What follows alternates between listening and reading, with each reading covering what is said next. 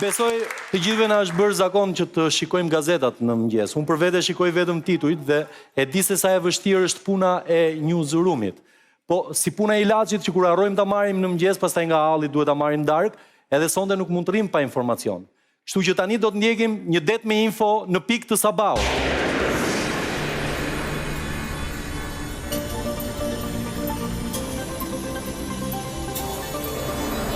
Mirë mbrëma të nderuar teleshikues. Mirë mbrëma të nderuar teleshikues. Mirë mbrëma pra të nderuar teleshikues nga studia qendrore e lajmeve, nga unë kolegu im dhe Arben Mevlan Shanaj. Ai dhe unë Arben Mevlani pa Shanaj. Me qëra fjala, çfarë keni sa i mirë kumbaron? Të nderuar teleshikues, do të ecim me edicionin. Pra ne nëpërmjet korespondentëve tanë në terren do t'ju njohim me peripecitë që po kalon plaku i nderuar i vitit të ri në rrugën në Kosovë-Tiranë. Ai me të vënë këmbën në tokë u interesua për zgjedhjet në Kosovë, duke kërkuar ndjes që nuk mbante mend sa parti morën pjesë në to, vetëm se rinte dhe psherëtinte. Uf moj nan. Më lejoni t'ju njoh me parashikimin që i bëri ai problemit Thaçi. Thaçi deli pastër nga akuzat për trafik organesh, ndërsa Dick Martin kalon pjesën tjetër të jetës në Alpet e Zvicrës në një spital psikiatrik duke bërë luftë me mizat.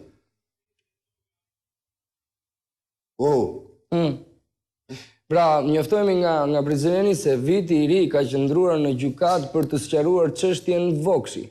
Ngjarja ka ndodhur kështu. Deputetja ishte ulur dhe po ngrohej në diell.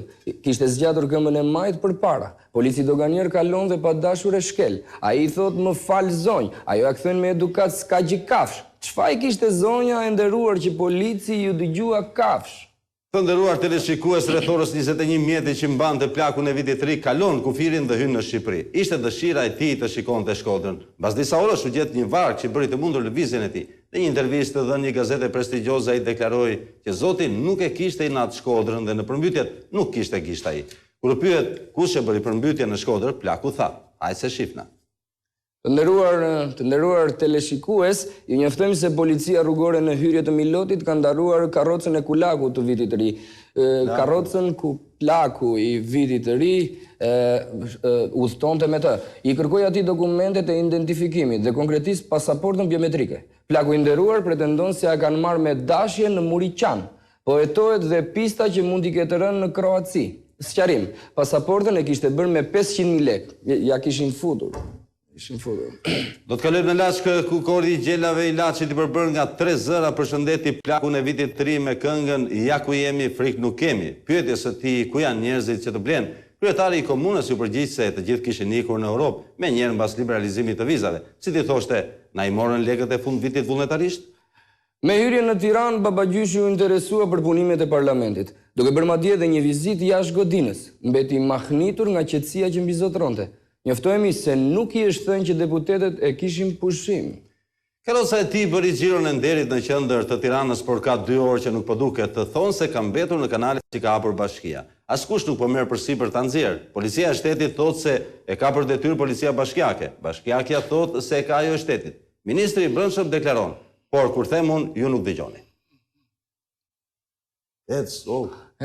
Po. Njoftohemi se kryetari i bashkisë priti plakun e nderuar të vitit të ri në sallën e madhe, ku do t'i dhuroj atij çelësin e qytetit, por nuk po gjente çelës. Të fundit e ka marrë Tanja Fajon. Plaku i duhet të pres deri në datën 6.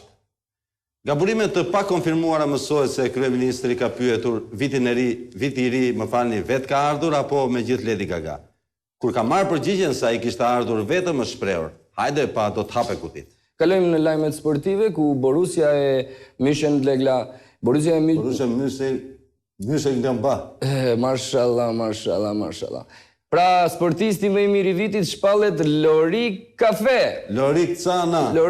Lorik Cana, në rregull. Të lutem Arben mos më ndërprit se po lexoj edhe një lajm. Arben mos më ndërprit, të lutem do lexoj një lajm të fundit. Babagjyshit ju gjen në xhep një shishe Jim Bosch. Kjo shpjegon pse ai u ngjit në hotel dhe trokiste derë më derë duke thirrur: "Stavri, o Stavri, hape derën, shokët e Korçës jemi. Ardhi mikrobuzi." Të nderuar teleshikues, kemi mbritur në fund të këtij edicioni. Ju falenderojmë për vëmendjen, bashkë mirupafshim. Mirupafshim. Kush të solli ty këtu, kush të solli? Më prishe lajmet, po ty kush të bëre? Po ty kush të solli, mor zotri, shiko, unë me kostum, ti me pantallona, kush të solli ty, mor zotri, pa leje ti çam tregon mua. Le mor zotri tash se i morën atë.